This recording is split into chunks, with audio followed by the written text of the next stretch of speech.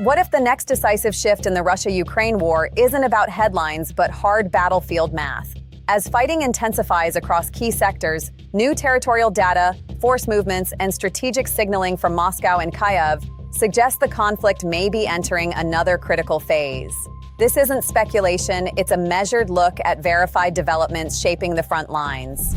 Stay with us for a clear breakdown of what's unfolding and subscribe for fact-based updates you won't want to miss. The most important changes in this war right now aren't dramatic speeches, they're lines moving on the map. Recent verified field reports indicate Ukrainian forces have reclaimed approximately 63.59 square kilometers in parts of the southern front, a measurable but strategically significant adjustment in contested territory. While that figure may appear modest, in positional warfare, every kilometer regained alters supply routes, artillery range calculations, and defensive depth. At the same time, Russian units have responded with force realignments and increased pressure along multiple axes, particularly in heavily contested sectors in the east and south. Open-source battlefield tracking groups confirm intensified engagements near logistical corridors and high-ground positions that shape operational momentum. This is not a sweeping breakthrough.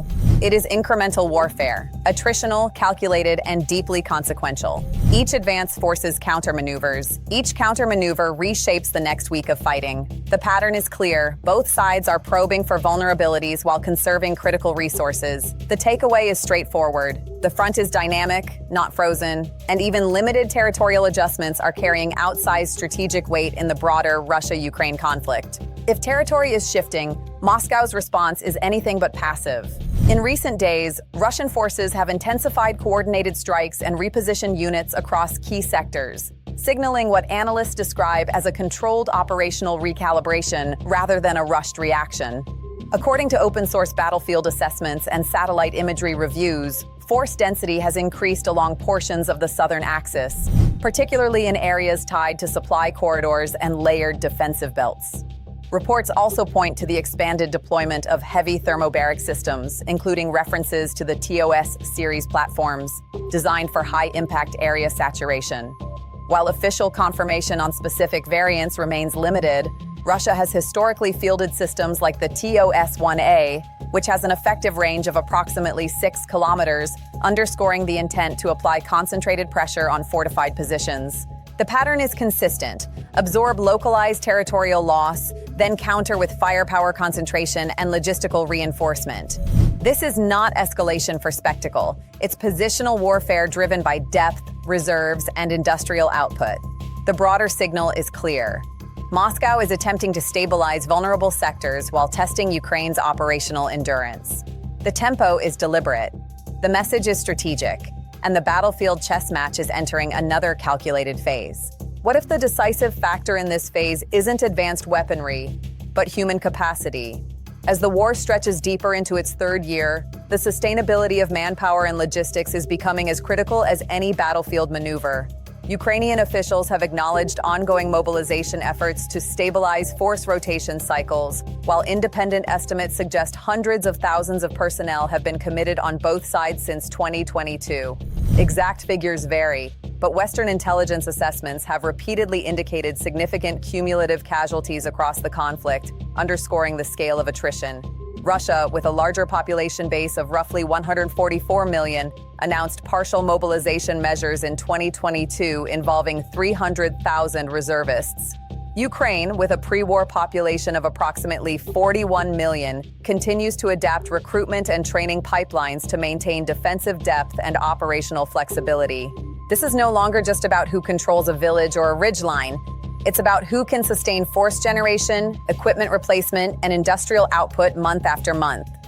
Ammunition consumption rates in high-intensity sectors have reached thousands of rounds per day, according to multiple defense analyses. The battlefield remains fluid, but behind every kilometer gained or lost lies a deeper contest: endurance, logistics, and national capacity under prolonged strain. Here's the critical question: why does every kilometer in the south carry outsized strategic weight? The answer lies in geography and logistics. The southern front, particularly in the Zaporizhzhia Oblast, connects land corridors that are vital for supply continuity and defensive layering. When Ukrainian forces reported reclaiming approximately 63.59 square kilometers in this sector, it wasn't just symbolic progress. It altered tactical geometry. Zaporizhzhia serves as a gateway between eastern battle zones and the approaches toward the Sea of Azov coastline. Control of elevated terrain and transport routes directly influences artillery range, drone reconnaissance coverage, and the survivability of logistical nodes. Even incremental advances can compress defensive depth and complicate resupply operations. Independent mapping groups tracking confirmed visual evidence have documented shifting front lines in contested villages and agricultural belts, terrain that may appear flat on a map but functions as maneuver space for armored units and defensive entrenchments. The southern axis is not about headlines, it's about corridors. If momentum shifts here in a sustained way, operational consequences ripple outward. That's why both sides continue committing resources to this region. In a war defined by attrition, geography still dictates opportunity and vulnerability. While artillery shapes the front lines, diplomacy is quietly shaping the horizon.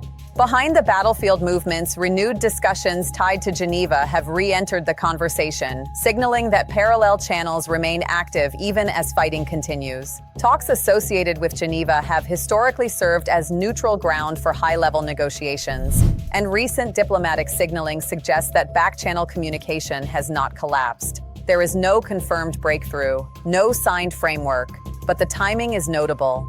Territorial adjustments in the south, force recalibrations in the east, and intensified pressure across multiple axes are unfolding alongside renewed diplomatic positioning. That alignment is rarely accidental.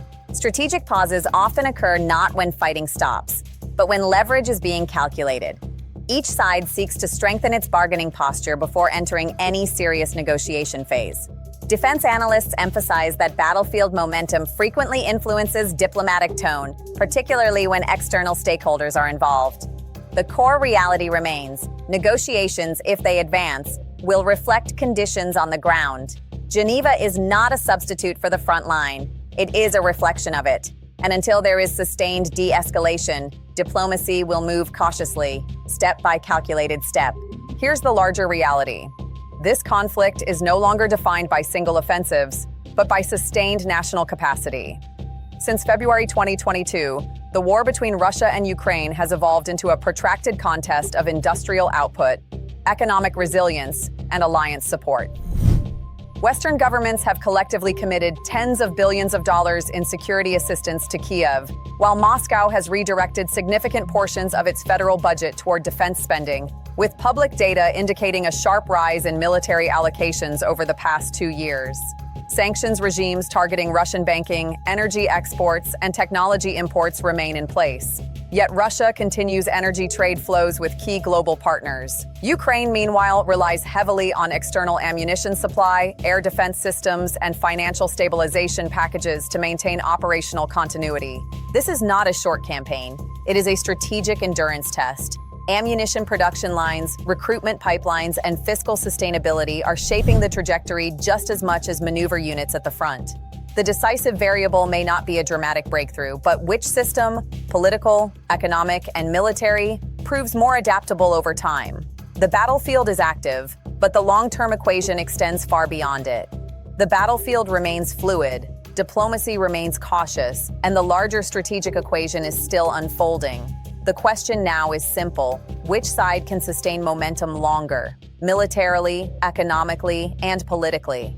As conditions evolve, every shift on the map carries broader implications.